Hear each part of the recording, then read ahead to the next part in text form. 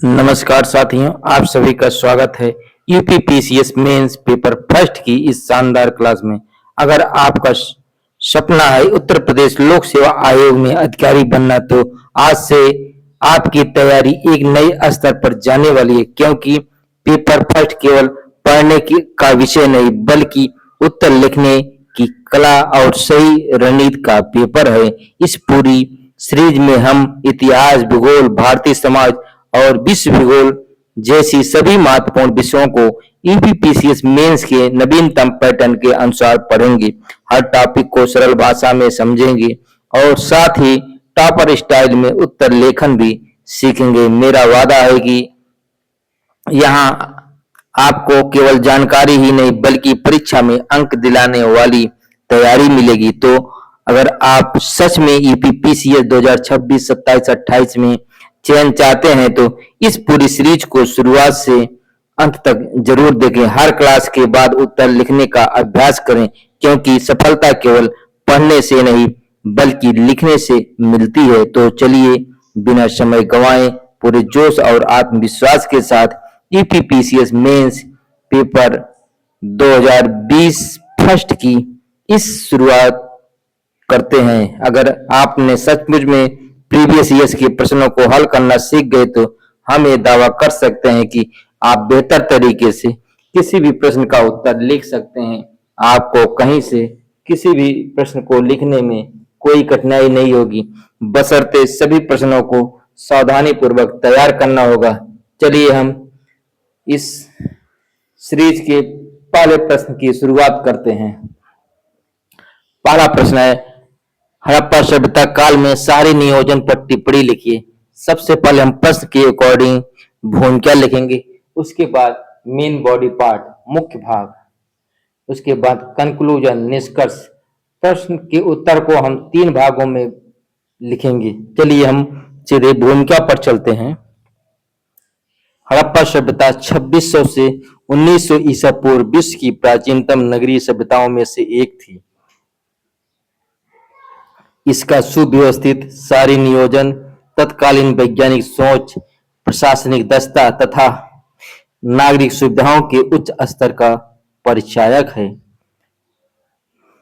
अब हम सीधे मुख्य भाग पर चलते हैं। हड़प्पा नगरों का निर्माण ग्रिड पद्धति पर हुआ था, जहां सड़कें एक दूसरे को समकोण पर काटती थी।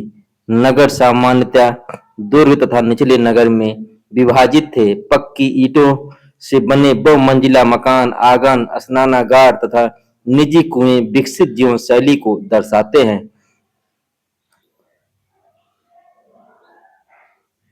सर्वाधिक उल्लेखनीय विशेषता सुदृढ़ जल निकासी व्यवस्था थी, जिसमें ढकी हुई नालियां, निरीक्षण कूप तथा घरों से जुड़ी जल निकासी प्रणाली शामिल थी। महान स्नानागार मोहनजोदड़ो, अन्नागार हड़प्पा तथा लोथल का गोदी बंदरगाह उन्नत नगर नियोजन एवं आर्थिक संगठन के प्रमाण हैं। मानकीकृत ईंटों और माप तौल से केंद्रीय नियोजन का संकेत मिलता है। अब हम सीधे निष्कर्ष पर चलते हैं। हड़प्पा सभ्यता का शहरी नियोजन स्वच्छता, संगठन, तकनीकी दक्षता और प्रशासनिक क्षमता का उत्कृष्ट उदाहरण था। यह भारतीय नगरीय परंपरा की प्राचीन एवं उन्नत विरासत है तथा आधुनिक सतत एवं सुव्यवस्थित शहरी विकास के लिए भी प्रेरणा स्रोत है। अब हम सीधे अगले प्रश्न पर चलते हैं। अगला प्रश्न है, वर्ण व्यवस्था पर गांधी के विचारों का मूल्यांकन कीजिए। सबसे पहले हम भूमिका लिखेंगे। महात्मा गांधी वर्ण व्यवस्था को मूलतः कार्य विभाजन पर आधारित सामाजिक व्यवस्था मानते थे, न कि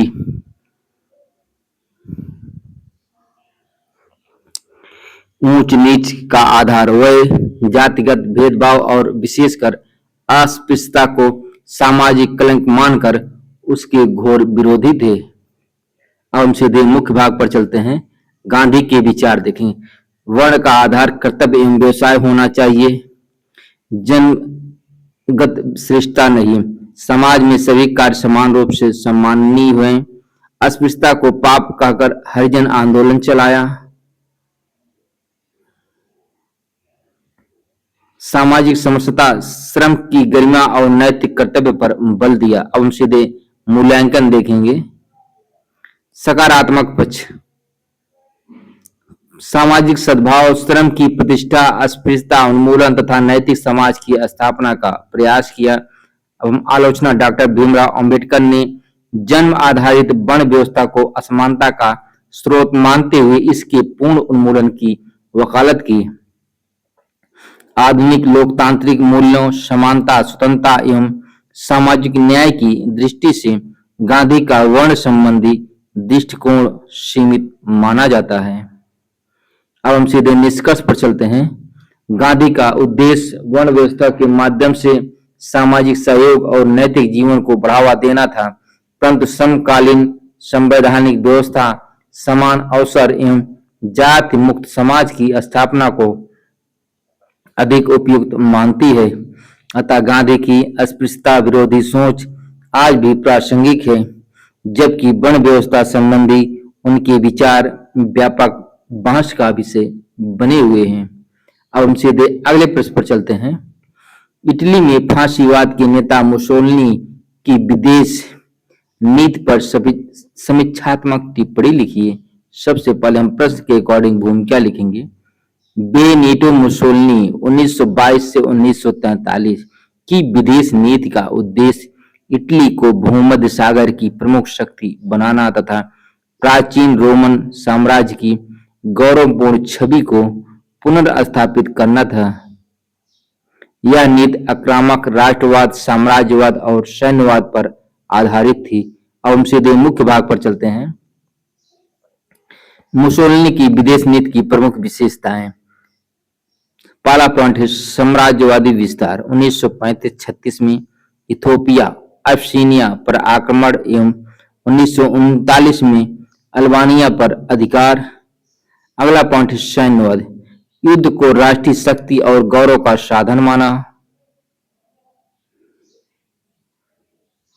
अगला पॉइंट है धुरी राष्ट्रों का निर्माण। 1936 में जर्मनी के साथ रोम, बर्लिन धुरी तथा 1939 में स्टील संधि। स्पेन के गृह युद्ध से फ्रांकों का समर्थन कर फांसीवादी प्रभाव बढ़ाने का प्रयास किया गया। अब हम इसके समीक्षात्मक मूल्यांकन देखेंगे। प्रारंभिक सफलता के बावजूद राष्ट्र संघ के प्रतिबंधों से इटली अलग थलग पड़ा। हिटलर पर बढ़ती निर्भरता ने इटली की स्वतंत्र विदेश नीति को कमजोर किया। द्वितीय विश्व युद्ध में सैन्य विफलताओं ने फांसीवादी शासन के पतन का मार्ग प्रशस्त किया।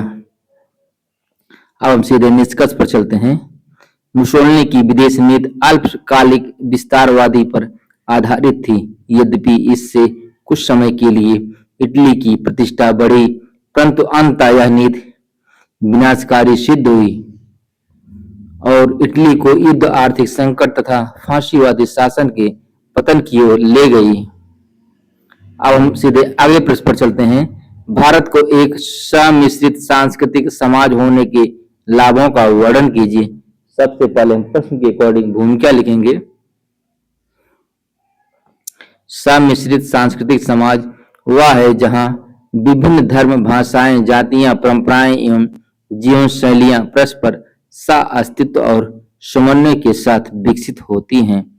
भारत की विविधता में एकता इसकी प्रमुख विशेषता है। अब हम सीधे मुख्य भाग पर चलते हैं। भारत के सम्मिश्रित सांस्कृतिक समाज के लाभ देखें, क्या क्या लाभ है। पहला है राष्ट्रीय एकता, विविध समुदायों के बीच सामाजिक समरसता एवं लोकतांत्रिक मूल्यों को सुदृढ़ करता है। अगला पॉइंट है सांस्कृतिक समृद्धि, संगीत, नृत्य, साहित्य, खान पान एवं स्थापत्य कला का बहुआयामी विकास होता है। अगला पॉइंट है सहिष्णुता एवं सद्भाव, विभिन्न आस्थाओं के प्रति सम्मान और पारस्परिक सहयोग की भावना विकसित होती है। अगला पॉइंट है आर्थिक लाभ, सांस्कृतिक पर्यटन, हस्तशिल्प एवं रचनात्मक उद्योगों को बढ़ावा मिलता है।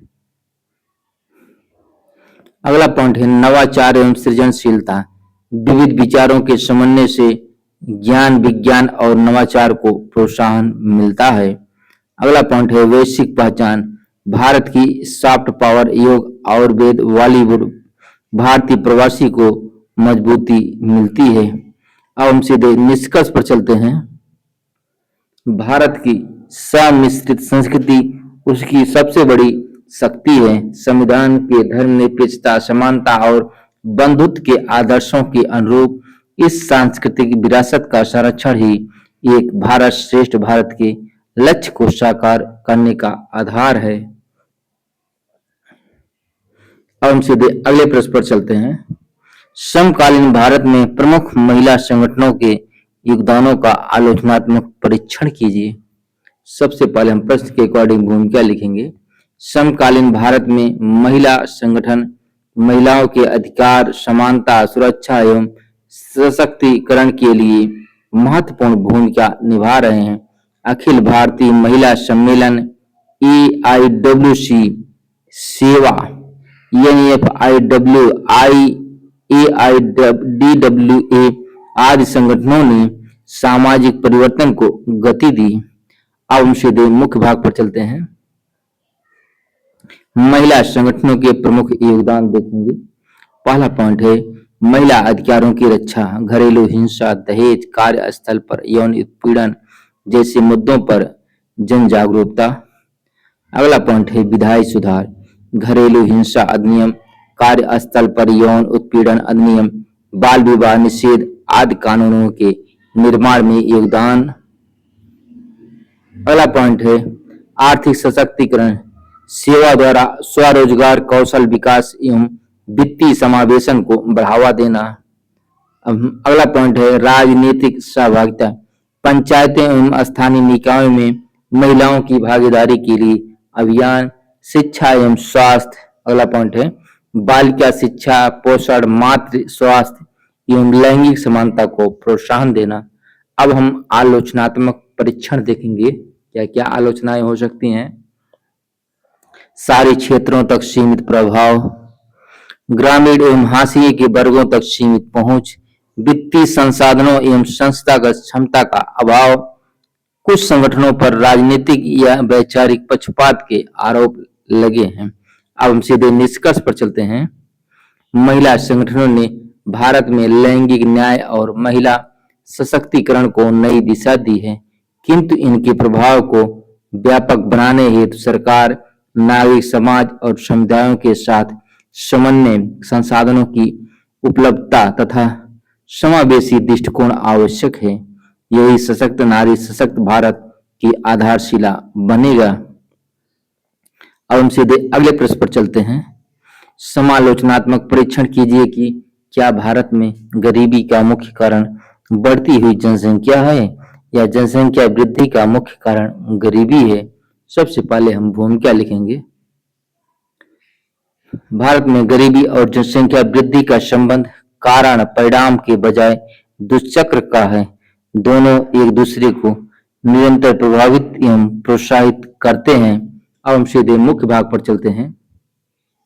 गरीबी का कारण जनसंख्या वृद्धि, सीमित संसाधनों पर अत्यधिक दबाव, रोजगार, शिक्षा एवं स्वास्थ्य सेवाओं पर भार, कृषि भूमि का विखंडन तथा प्रति व्यक्ति आय में कमी। अगला पॉइंट है शहरीकरण के साथ झुग्गी बस्तियों एवं बेरोजगारी में वृद्धि। अगला पॉइंट है अब जनसंख्या वृद्धि के कारण गरीबी के बारे में हम देखेंगे। अशिक्षा एवं परिवार नियोजन के प्रति जागरूकता का अभाव हमें देखने को मिलता है। बाल श्रम एवं अधिक बच्चों को आर्थिक सुरक्षा मानने की प्रवृत्ति, उच्च शिशु मृत्यु दर के कारण अधिक संतान की इच्छा, महिलाओं का निम्न सामाजिक आर्थिक सशक्तिकरण। अब हम समालोचनात्मक परीक्षण देखेंगे। क्या क्या आलोचनाएं से केवल जनसंख्या वृद्धि को गरीबी का कारण मानना उचित नहीं है। असमान आय वितरण, बेरोजगारी, कमजोर मानव पूंजी, कृषि संकट तथा प्रशासनिक अक्षमताएं भी गरीबी के प्रमुख कारण हैं। अब हम सीधे निष्कर्ष पर चलते हैं। अतः गरीबी और जनसंख्या वृद्धि एक दूसरे की पूरक समस्याएं हैं। शिक्षा, महिला सशक्तिकरण, कौशल विकास, गुणवत्तापूर्ण स्वास्थ्य सेवाएं तथा समावेशी आर्थिक विकास के माध्यम से ही इस दुचक्र को तोड़ा जा सकता है। अब हम सीधे अगले प्रश्न पर चलते हैं। उत्तर प्रदेश को प्रमुख भौतिक प्रदेशों में विभाजित करते हुए इसके भावर और तराई क्षेत्रों की भौगोलिक विशेषताओं का वर्णन कीजिए। सबसे पहले हम प्रश्न के अकॉर्डिंग भूमिका लिखेंगे। उत्तर प्रदेश का भौतिक स्वरूप हिमालय से गंगा के मैदानी क्षेत्र तक विस्तृत है। स्थलाकृति, जलवायु एवं मृदा के आधार पर इसे विभिन्न भौतिक प्रदेशों में विभाजित किया जाता है, जिनमें भावर एवं तराई क्षेत्र विशेष भौगोलिक महत्व रखते हैं। अब हम सीधे मुख्य भाग पर चलते हैं। उत्तर प्रदेश के प्रमुख भौतिक प्रदेश देखेंगे। पहला पॉइंट है भावर क्षेत्र, दूसरा है तराई क्षेत्र, अगला है गंगा यमुना का मैदानी क्षेत्र, मध्य मैदानी क्षेत्र, पूर्वी गंगा का मैदान, अगला पॉइंट है दक्षिणी विंध्य एवं बुंदेलखंड उच्च भूमि। अब हम भावर क्षेत्र की विशेषताएं देखें, क्या क्या विशेषताएं हैं। हिमालय की तलहटी में 8 से 16 किलोमीटर चौड़ी पट्टी,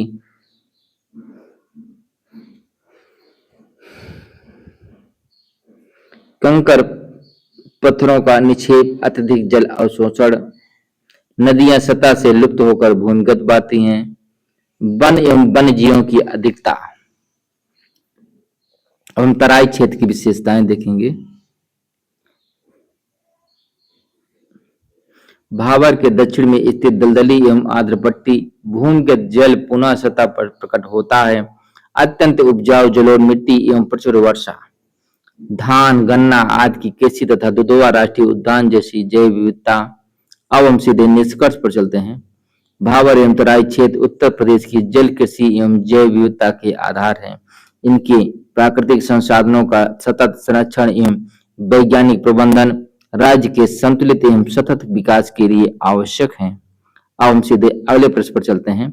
स्मार्ट सिटी मिशन क्या है? पूर्वी उत्तर प्रदेश में इस योजना हेतु चुने गए नगरों की प्रमुख विशेषताओं की विवेचना कीजिए। सबसे पहले हम भूमिका लिखेंगे।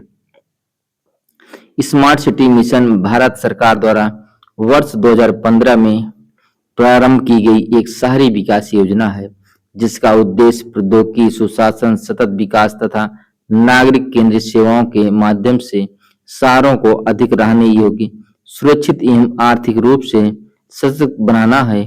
पूर्वी उत्तर प्रदेश से वाराणसी, प्रयागराज, गोरखपुर तथा अयोध्या प्रमुख रूप से इस योजना में सम्मिलित हैं। अब हम सीधे मुख्य भाग पर चलते हैं। पूर्वी उत्तर प्रदेश के चयनित नगरों की प्रमुख विशेषताएं। पहला है वाराणसी, विरासत संरक्षण, स्मार्ट घाट, एकीकृत यातायात प्रबंधन तथा स्मार्ट सड़कें। अगला पॉइंट है प्रयागराज, कुंभ प्रबंधन, स्मार्ट निगरानी प्रणाली, जलापूर्ति एवं स्वच्छता का आधुनिकीकरण।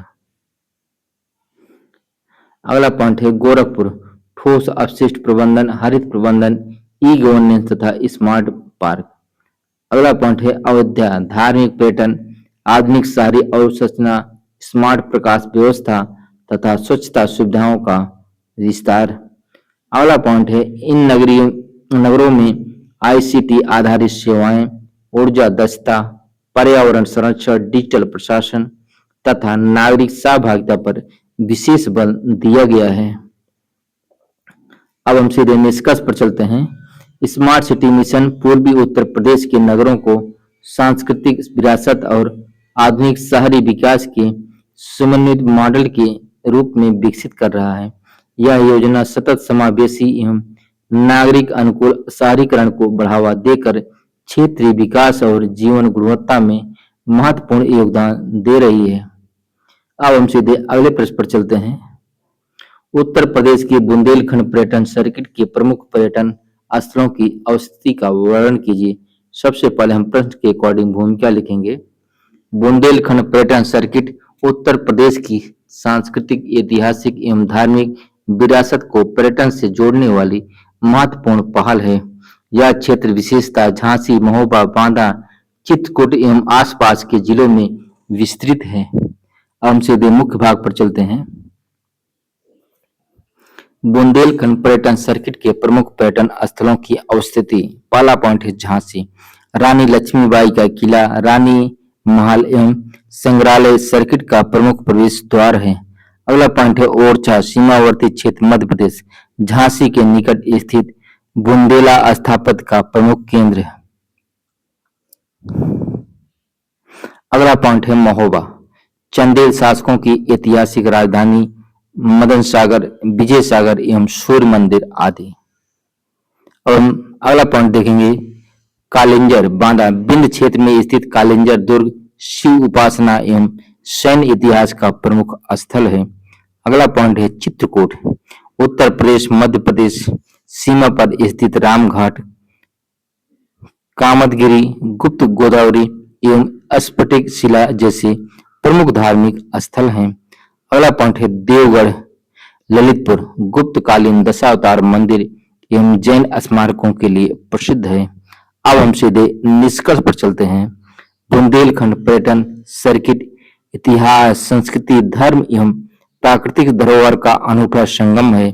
स्वदेश दर्शन योजना तथा उत्तर प्रदेश पर्यटन नीति के माध्यम से इसका समुचित विकास क्षेत्रीय अर्थव्यवस्था, रोजगार सृजन तथा सतत पर्यटन को नई गति प्रदान कर सकता है। अब हम सीधे अगले प्रश्न पर चलते हैं। भारत के विशेष संदर्भ में सीमांत, फ्रंटियर और सीमा बाउंड्री का अंतर स्पष्ट कीजिए। सबसे पहले हम प्रश्न के अकॉर्डिंग भूमिका लिखेंगे। सीमा दो संप्रभु राज्यों के बीच विधिक रूप से निर्धारित रेखा होती है, जबकि सीमांत दो राज्यों के बीच स्थित व्यापक संक्रमण क्षेत्र है, जहां प्रशासनिक एवं सांस्कृतिक प्रभाव क्रमिक रूप से बदलते हैं।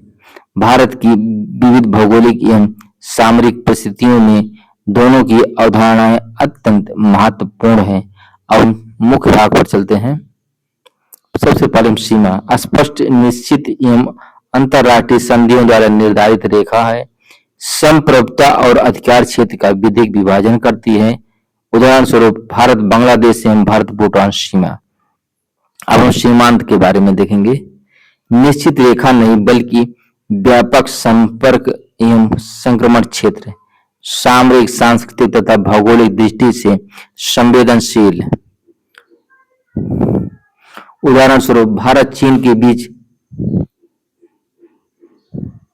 वास्तविक नियंत्रण रेखा एलएसी के आसपास का क्षेत्र तथा अरुणाचल प्रदेश एवं लद्दाख के सीमांत क्षेत्र। अब हम मुख्य अंतर देखेंगे। सीमा विधिक रेखा है, जबकि सीमांत संक्रमण क्षेत्र है। सीमा निश्चित होती है, सीमांत अपेक्षाकृत लचीला एवं परिवर्तनशील होता है। सीमा का उद्देश्य अधिकार क्षेत्र निर्धारित करना है, जबकि सीमांत का महत्व सुरक्षा, संपर्क एवं रणनीतिक नियंत्रण में निहित है। अब हम सीधे निष्कर्ष पर चलते हैं। भारत की राष्ट्रीय सुरक्षा, सीमावर्ती विकास और पड़ोसी देशों के साथ संतुलित संबंधों के लिए सीमा की स्पष्टता तथा सीमांत क्षेत्रों का समग्र विकास दोनों समान रूप से आवश्यक है। यह दृष्टिकोण राष्ट्रीय अखंडता और क्षेत्रीय स्थिरता को सुदृढ़ करता है। अब हम सीधे अगले प्रश्न पर चलते हैं। भारतीय शिक्षा के क्षेत्र में पाश्चात्य प्रभावों का आलोचनात्मक परीक्षण कीजिए। सबसे पहले हम भूमिका लिखेंगे प्रश्न के अकॉर्डिंग। औपनिवेशिक काल में मैकाले की मिनट 1835 तथा वुड्स डिस्पैच 1854 के माध्यम से भारत में पाश्चात्य शिक्षा प्रणाली का विकास हुआ। इसने भारतीय शिक्षा के स्वरूप, उद्देश्य एवं संस्थागत ढांचे को गहराई से प्रभावित किया। अब हम मुख्य भाग पर चलते हैं। सकारात्मक प्रभाव देखें। आधुनिक विज्ञान, तर्कवाद एवं वैज्ञानिक दृष्टिकोण का विकास, विश्वविद्यालयों, आधुनिक विद्यालयों तथा व्यावसायिक शिक्षा का विस्तार, अंग्रेजी भाषा के माध्यम से वैश्विक ज्ञान एवं अवसरों तक पहुंच। अगला पॉइंट है सामाजिक सुधार, आंदोलनों तथा राष्ट्रीय चेतना को बल। अब हम नकारात्मक प्रभाव देखेंगे। भारतीय भाषाओं, गुरुकुल परंपरा एवं पारंपरिक ज्ञान की उपेक्षा। शिक्षा का उद्देश्य प्रशासनिक कर्मचारी तैयार करना बन गया है। परीक्षा केंद्रित एवं रटन प्रणाली को बढ़ावा मिला। ग्रामीण एवं व्यवहारिक शिक्षा की अपेक्षा औपचारिक शिक्षा पर अधिक बल दिया गया। अब हम सीधे निष्कर्ष पर चलते हैं। पाश्चात्य शिक्षा ने भारत को आधुनिक ज्ञान, वैज्ञानिक सोच एवं राष्ट्रीय जागरण प्रदान किया, किंतु भारतीय सांस्कृतिक एवं पारंपरिक ज्ञान को भी कमजोर किया। राष्ट्रीय शिक्षा नीति 2020 इसी संतुलन को स्थापित करते हुए भारतीय ज्ञान परंपरा एवं वैश्विक उत्कृष्टता के समन्वय का प्रयास करती है। हम सीधे अगले प्रश्न पर चलते हैं। भारत में गवर्नर जनरल लॉर्ड वेलेस्ली के काल में ब्रिटिश शासन के प्रसार की विवेचना कीजिए। सबसे पहले हम प्रश्न के अकॉर्डिंग भूमिका लिखेंगे।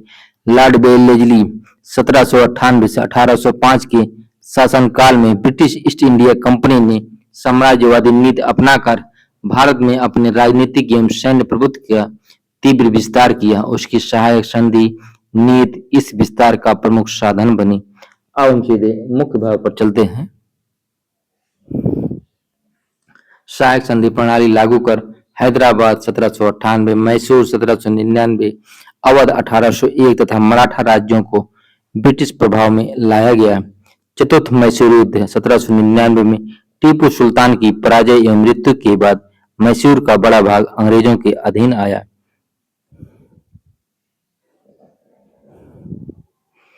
तृतीय आंग्ल मराठा युद्ध 1803 से 5 में सिंधिया, भोसले आदि पर विजय प्राप्त कर दिल्ली, आगरा, कटक तथा दोआब क्षेत्र पर अधिकार स्थापित किया। मुगल सम्राट शाह आलम द्वितीय ब्रिटिश संरक्षण में आ गए, जिससे कंपनी की राजनीतिक वैधता बढ़ी।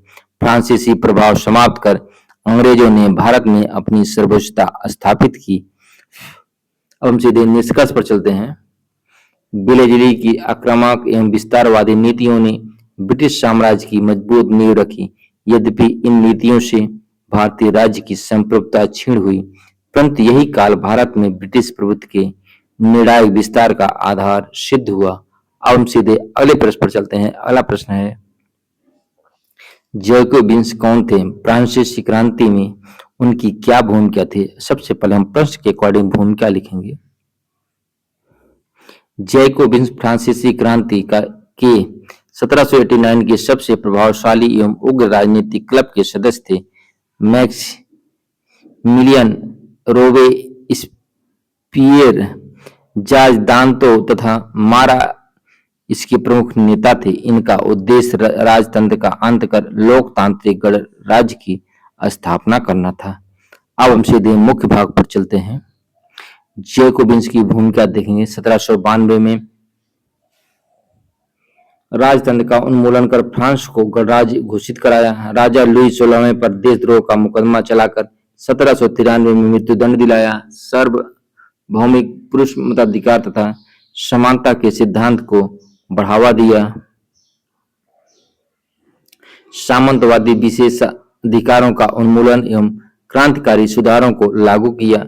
लोक सुरक्षा समिति के माध्यम से विदेशी आक्रमणों और आंतरिक विद्रोहों का दमन किया।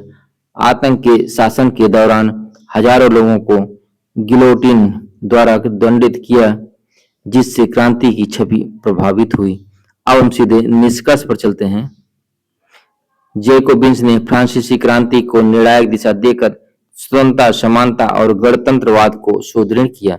यद्यपि उनका आतंकपूर्ण शासन विवादास्पद रहा, फिर भी आधुनिक लोकतांत्रिक एवं गणतांत्रिक विचारों के विकास में उनका योगदान अत्यंत महत्वपूर्ण माना जाता है। अब हम सीधे अगले प्रश्न पर चलते हैं।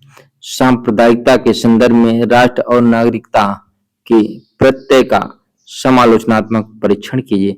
सबसे पहले हम प्रश्न के अकॉर्डिंग भूमिका लिखेंगे। राष्ट्र साझा इतिहास, संस्कृति, संविधान एवं राजनीतिक एकता पर आधारित समुदाय है, जबकि नागरिकता राज्य द्वारा प्रदत्त समान अधिकारों एवं कर्तव्यों की विधिक स्थिति है। सांप्रदायिकता इन दोनों अवधारणाओं को संकीर्ण धार्मिक पहचान तक सीमित करने का प्रयास करती है। अब हम सीधे मुख्य भाग पर चलते हैं।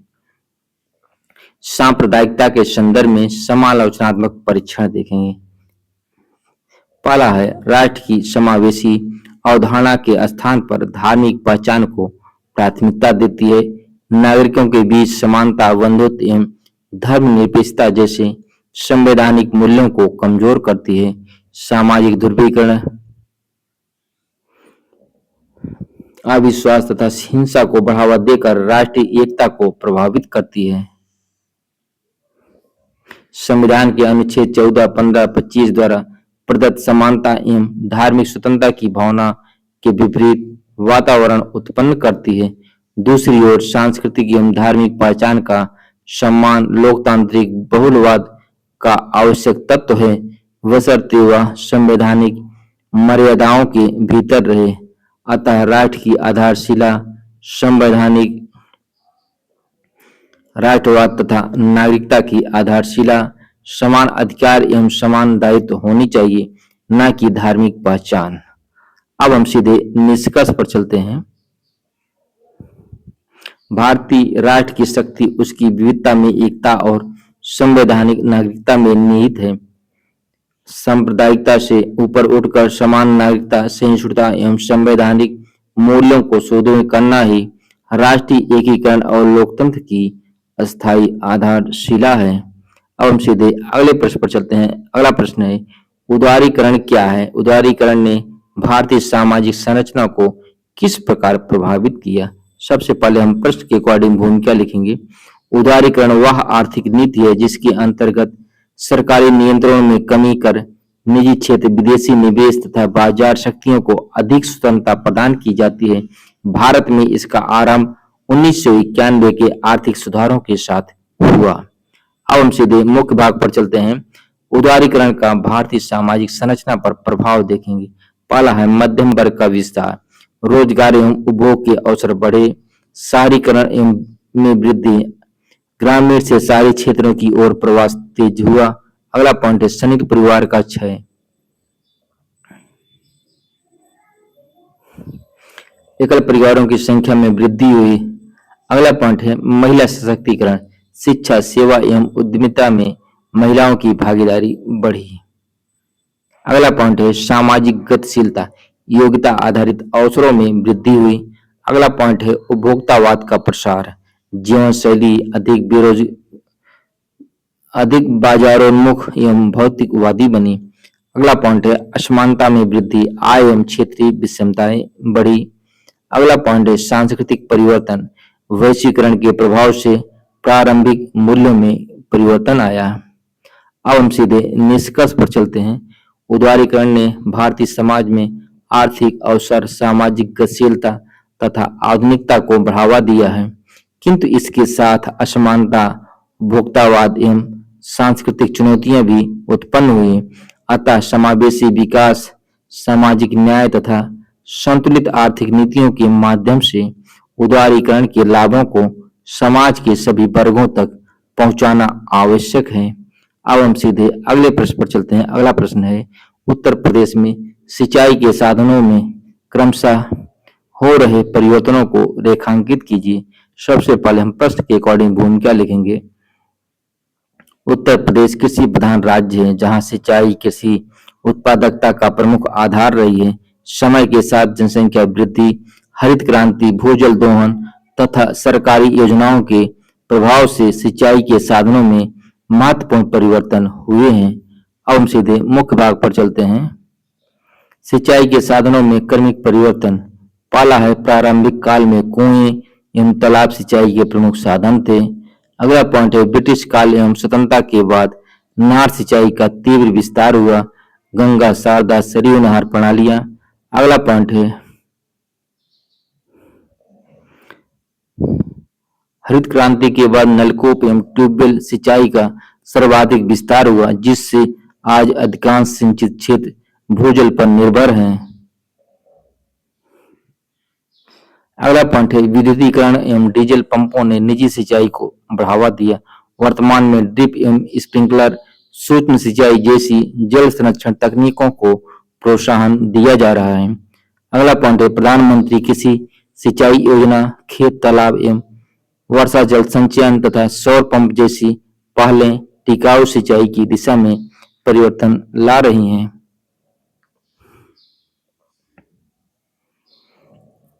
अगला पॉइंट, दूसरी ओर भूजल के अत्यधिक दोहन से पश्चिमी उत्तर प्रदेश के अनेक क्षेत्रों में जल स्तर में गिरावट चिंता का विषय है।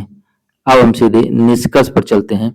उत्तर प्रदेश में सिंचाई के साधन पारंपरिक स्रोतों से आधुनिक एवं तकनीक आधारित प्रणालियों की ओर विकसित हुए हैं। भविष्य में प्रति बूंद अधिक फसल के सिद्धांत, जल संरक्षण तथा सूक्ष्म सिंचाई के व्यापक विस्तार से ही कृषि की स्थिरता और जल सुरक्षा सुनिश्चित की जा सकती है। अब हम सीधे अगले प्रश्न पर चलते हैं। ज्वालामुखी के उद्गार के कारणों की विवेचना कीजिए तथा उसके लावा के निक्षेपण से बनी स्थल रूपों का वर्णन कीजिए। सबसे पहले हम प्रश्न के अकॉर्डिंग भूमिका लिखेंगे।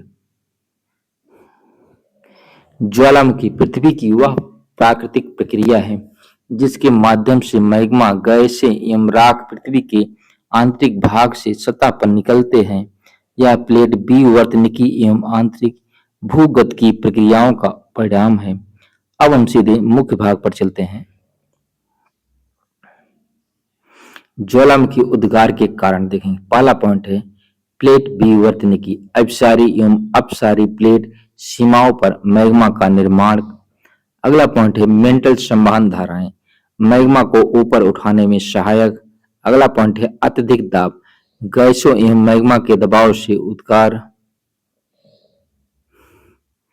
अगला पॉइंट है हॉट स्पॉट गतिविधि, प्लेटों के मध्य भी ज्वालामुखी का निर्माण जैसे हवाई द्वीप। अब हम लावा के निक्षेपण से बने स्थल रूप देखें। क्या क्या स्थल रूप हैं?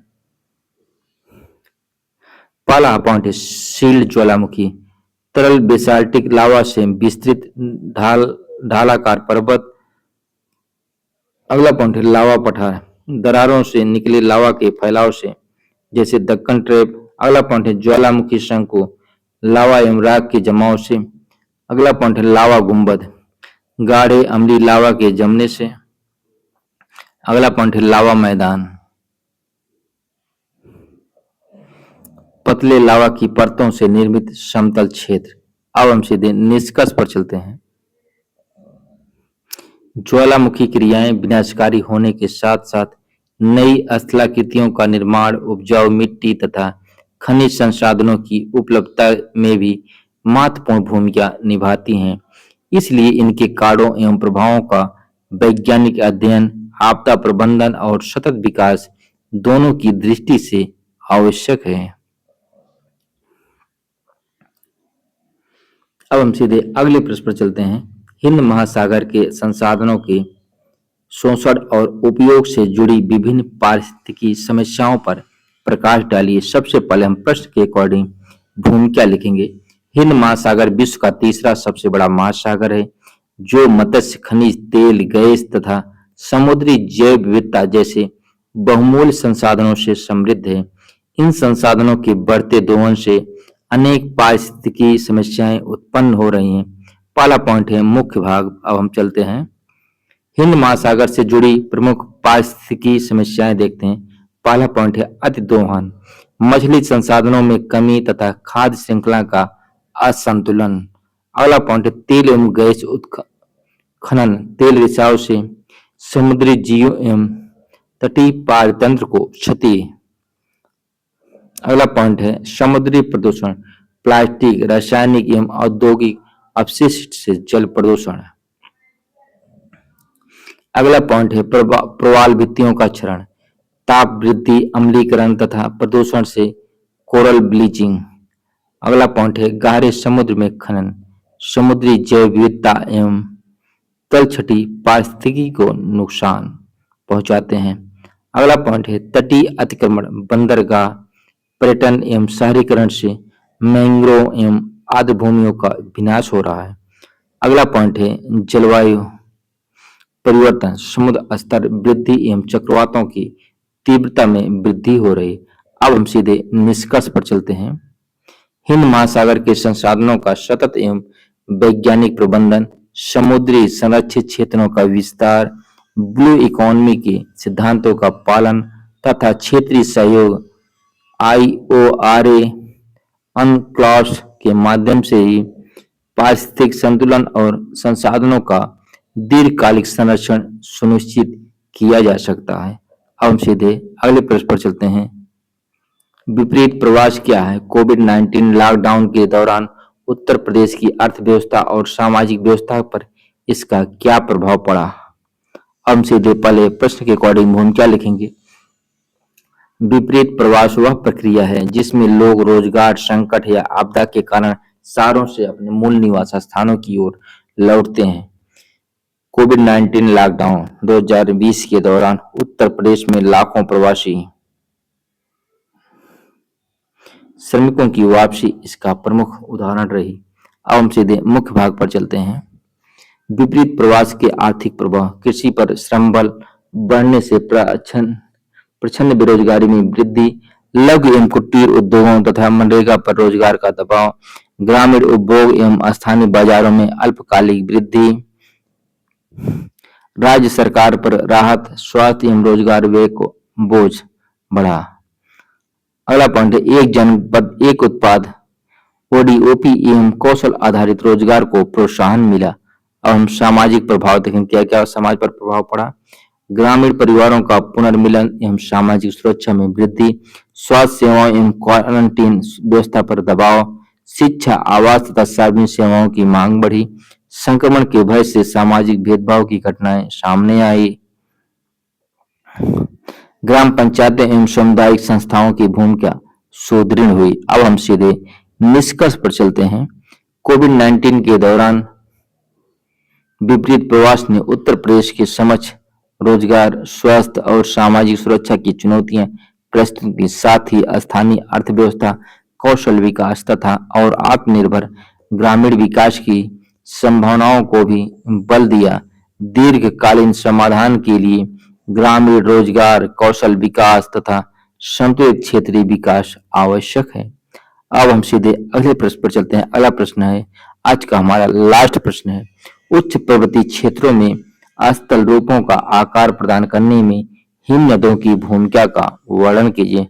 सबसे पहले हम प्रश्न के अकॉर्डिंग भूमिका लिखेंगे।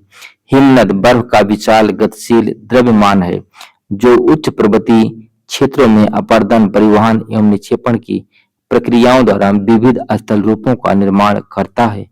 अतः इसे पर्वतीय भूदृश्य का प्रमुख शिल्पकार माना जाता है। अब हम सीधे मुख्य भाग पर चलते हैं।